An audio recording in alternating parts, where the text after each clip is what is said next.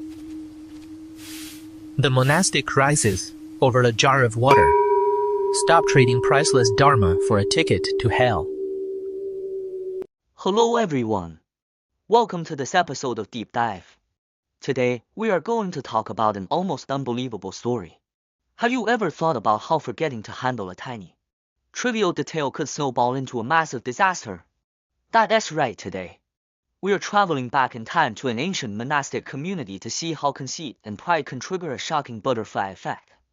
This brings us to a seemingly crazy question. How could a simple trip to the restroom almost destroy an entire spiritual community? To make sense of this, we first need to understand the situation back then. At that time, two groups of monks were residing together for a rainy season retreat. One group was from Guaxinba, and the other was from Vaishali. They had one thing in common while they were highly educated and well versed in the Tripitaka, the Buddhist canons. They both had pretty fiery tempers. To ensure peaceful coexistence, they set a strict rule. Whenever anyone used the restroom, if they found the water jar running low, they had to fill it up. If they couldn't fill it, they had to report it truthfully to the administrator. Failing to both fill the jar and report it was considered a severe violation of discipline. Sounds fair enough, right? But that's precisely where the trouble began. Here comes the really interesting part. Look at the starkly different mindsets of these two individuals. One day, a monk from Vaishali went to the restroom and found the jar empty. He neither refilled it nor reported it. Reasoning to himself, everyone had gone to receive offerings anyway. If I slip away quietly, no one will ever know. This was a classic case of selfish fluke seeking, wasn't it? What he didn't realize was that a monk from Guaxinba was watching everything clearly from the shadows. This monk didn't bother to remind him either. Instead, he felt a surge of dark joy. Aha! You broke the rule. I'm going to wait right here and catch you red-handed. Look at that petty scheming just to catch someone in the wrong. That exact moment lit the fuse. Part E: Escalation of the conflict and the Buddha's intervention. Let us look at how a trivial daily chore spiraled completely out of control. The whole escalation happened in 4 steps, a continuous sequence of missteps. An unrefilled water jar. Forming factions, the monks of Guaxinba started ganging up and colluding behind the scenes, preparing to fiercely criticize the rule breaker in public. Blind loyalty. When the monk from Vaishali confessed his minor mistake, his close buddies immediately took his side without question, saying, "What's the big deal? If they try to pick a fight, we've got your back." Total chaos. Things completely blew up. Both sides started tearing into each other, obsessively clinging to the other's faults. In the end, right in front of the lay donors, these two groups began arguing loudly and even escalated to a physical brawl. Can you imagine that? Just over a few drops of water, a bit of arrogance, and saving face, they turned the holy sanctuary into a fight club. With things getting so absurd, the world honored when the Buddha had to step in personally. He issued an extremely stern warning. If this continues, unwholesome states will grow, and wholesome teachings will be destroyed. He was telling them that fighting tooth and nail over such trivial nonsense was, both physically and spiritually, tearing down the very foundations of the spiritual path they had worked so hard to build. So, how was this conflict completely uprooted? The Buddha established a new, absolute zero-tolerance rule. No disharmony or factions were allowed within the monastic community. If anyone dared to stir up trouble and create division, no one else was allowed to speak to them, eat with them, or even walk alongside them. This seemingly harsh isolation rule finally cleaned up the mess and brought everyone back to a state of mutual respect and harmony. Part R: Preserving vs. Destroying harmony. Having shared this ancient story, the Dharma master guiding our interpretation turned the focus back to our daily lives today, examining what every word and action of ours is actually doing.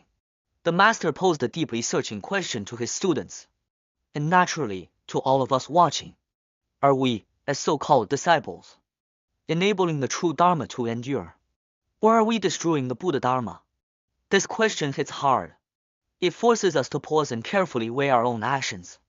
What actually constitutes destroying harmony?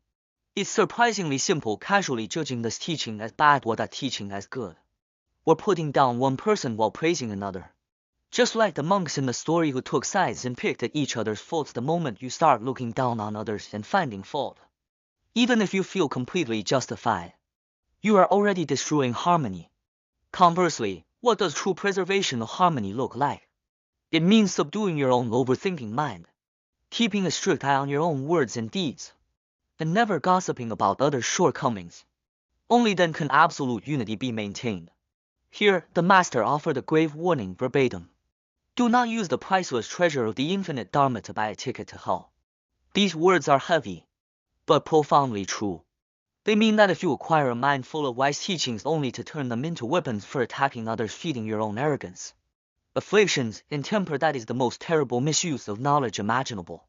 Using wholesome teachings to aid your own afflictions is truly the worst bargain in the world. Part 7. Deep Faith and Cause and Effect Karma.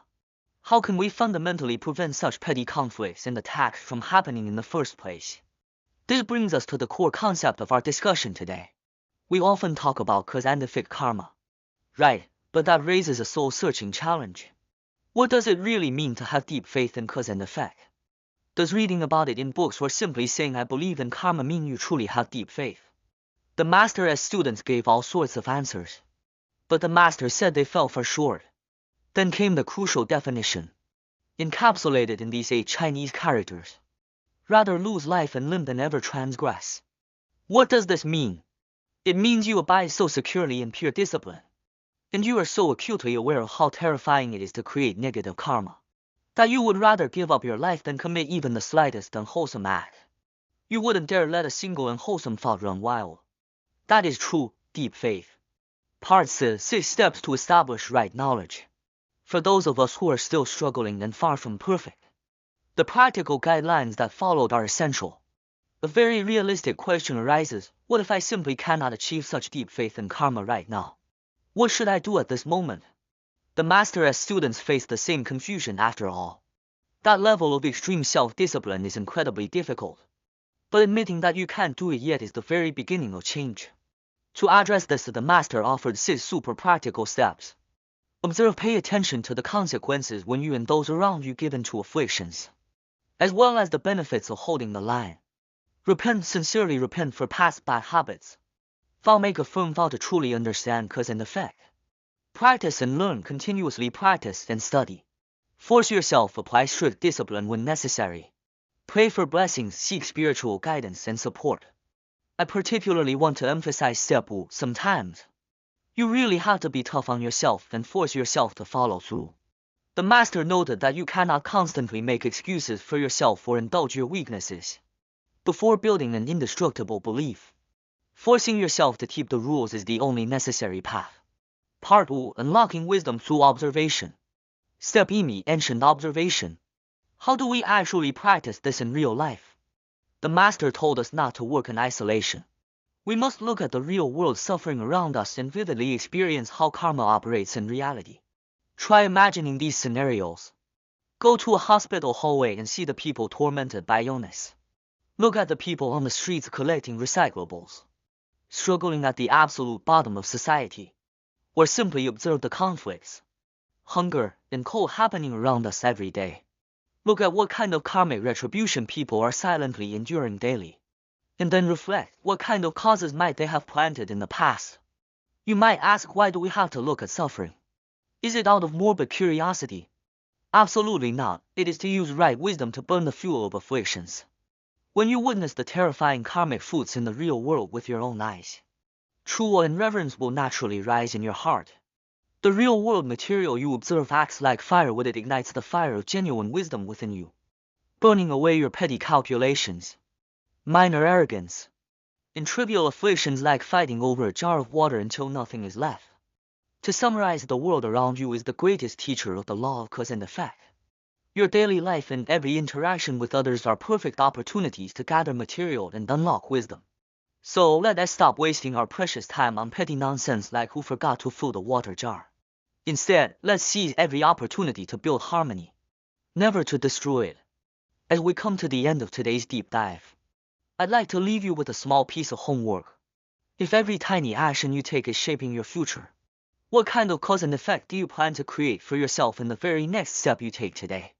I hope this small question keeps you clear-headed throughout the day. That's all for this episode of Deep Dive.